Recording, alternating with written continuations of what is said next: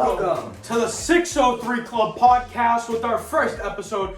This episode, we're going to take time, learn about each other, even though I know who he is, he knows who I am. What we will be doing is basically, I'm going to interview him so you guys get a better look at, how he lived, how he grew up, where you grew up, and all that. How he lived and how he grew up, and vice versa, So let's get it started. So where did you grow up? I grew up in Fall River, Massachusetts for 8 years, and then I moved down to, or I should say up, to Derry, New Hampshire, which is where I'm staying now. In our basement. Yeah, this is the chill room, the podcast room.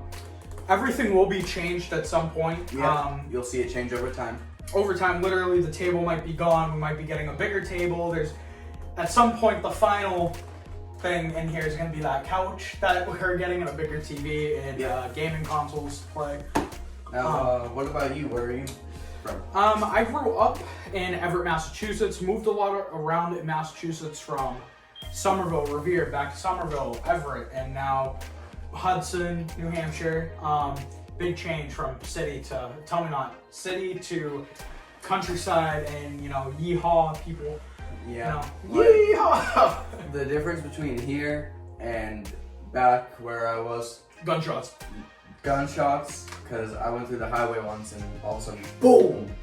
A shootout was happening, and then instead of getting rats, you get mice up here, which is a big, easy difference. Yeah. Same thing as the noise. I live, literally, you know where I live, the way that intersection was. People would literally just drive out in traffic and a car would sideswipe them, and the only thing you hear at 4 o'clock in the morning is a big, bam. And you look outside, it's like, oh, another accident, another day, The price of living in a place from, Everett, Fall River, and places like that to moving up here where, minimum wage in Mass is 13 something. Up here, I think it's 15, 16. Not up here. It's like $7. Oh, really? Yeah. How was schooling in Massachusetts? It was pretty rough. They didn't, in here, apparently when I moved here, they were teaching third graders cursive. That's what they all do. I was not cursive. Not in my old school. In my school, you know what we were learning about? The difference between movie theaters and cinemas. Remember that? Oh my god, dude. What's the difference between a movie theater and cinema? The name. Literally, they said it. That was a question when I was learning it, and I put the name. And she was like, is that the only difference? I was like, no. So literally, each paragraph in that essay was comparing T and C. The difference is there's a T. In this, there's a C. A C. But yeah. It's another question. I don't know, how is the stable of... I don't even know what to ask. You asked me a question. What was it like moving from a ghetto kind of city to a nice, relaxed... It's a big difference. In Everett, you heard gunshots, and here you hear fireworks every night till 1 o'clock in the morning, and your dog barking. Yeah. It's a very big difference because everyone in Everett, all my friends would, there wasn't a Volk program, there wasn't auto mechanics, there wasn't welding, there wasn't that, because the high school couldn't afford it. But the difference is the way people dress. Here in New Hampshire, I would go to school and thought I had to dress the best out of anybody. Which, when people saw the Jordans I got on, they were just like, why don't you got boots? And I'm like, why do I need boots? They're like, country, we take Volk programs, and I took auto mechanic, welding, wood shop, New Hampshire brings you into a Volk program, especially with the new CTE programs, junior ROTC. It's very easy to get into programs, which in cities, most guys are on-the-fly workers, and they just think, oh, well, if I turn this too tight, it might blow up. But in this, it's why do you not tighten it so much so something breaks or things like that? Yeah. Another difference between sorry for cutting you off. It's alright. Another difference between New Hampshire and Mass schooling is my old school from Massachusetts was a grade kindergarten through 12. So that means kindergarten through high school. A little different with mine. It was K through 8, and it was the fact that having that many children, and I'm happy I'm not there anymore because of the whole COVID situation and how you're gonna put K through 8 there. Like, how are you supposed to do that? I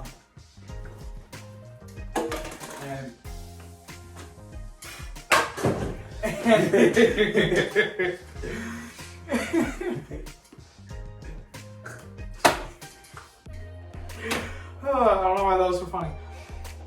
Another thing that was a big difference was the K through 8 and how they dealt with it. With lunch was crazy. Kindergartners would have lunch at like 10 o'clock in the morning. Yeah.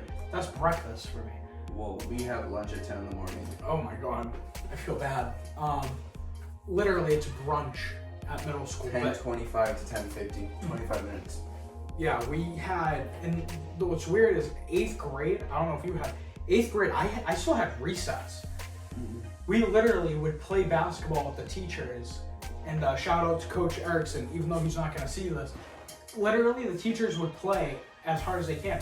And the basketball coach who coached me for middle school was a college player, and I don't know where he played. I think it was a community college.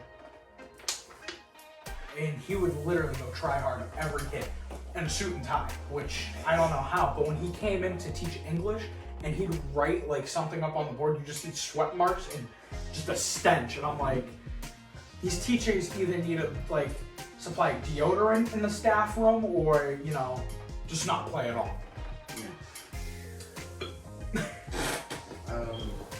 I've noticed that a bunch of the kids act way different from like places that you would normally like. Oh, it's so bad. It's to the point like 10-year-old girls are on TikTok renegading, and my first phone was at 12. I had a flip phone. I could only play Uno. Like, and I still have an Android. So in the comment section, you can roast me if you want. I don't care. I have an iPhone 11 Pro. Yeah, that's what we're filming on. Yeah. We're gonna save up, maybe buy a camera. Yeah, I don't think so. We'll try. We'll try. Keyword try. I mean, if you like and subscribe, maybe we're gonna maybe get it'll paid. happen. Maybe it'll happen. I don't know. Maybe this quality will be even better. You want to hear about 3 cameras? What about one big lens focusing on 2 people? I don't know. Nowadays, kids are spoiled. Yeah. I didn't have all this. Like, I'm kind of jealous that like I'm a kid, like I'm a teenager that drives and does this and does that and have to make payments on cars. I don't like that at all. Like, I wish it was so easy that the only thing I had to pay was like, when you were in kindergarten, you give like your friend like Monopoly money and be like, hey, can I get a thing of plastic apples, please? Like, that was literally my kindergarten. We had nap time in kindergarten. But it's so different. Yeah, especially like in public, the kids are like way too energetic. Dude, literally, I was working. I'm not gonna say where, it's a trampoline park. Actually, I should shout them out. Yeah, you should shout them out. Shout them out. Altitude in Pelham, New Hampshire. It's a very good area. That's where our last video was. That's where our last video was. That's why we went there, was to get their name out. We are open. Weekday hours is 10 o'clock in the morning to 6 o'clock at night. Friday to Saturday is 10 o'clock in the morning to 8 o'clock at night. But when everything is back to normal, we will be staying open till 8 o'clock on weekdays. We will be staying till, guess what? 11 o'clock at night on the weekends, which I think is phenomenal. So when this is up and this is posted, go, really. I mean, it's a very fun place, very cheap. An hour is $15. 90 minutes is $30. It's good. And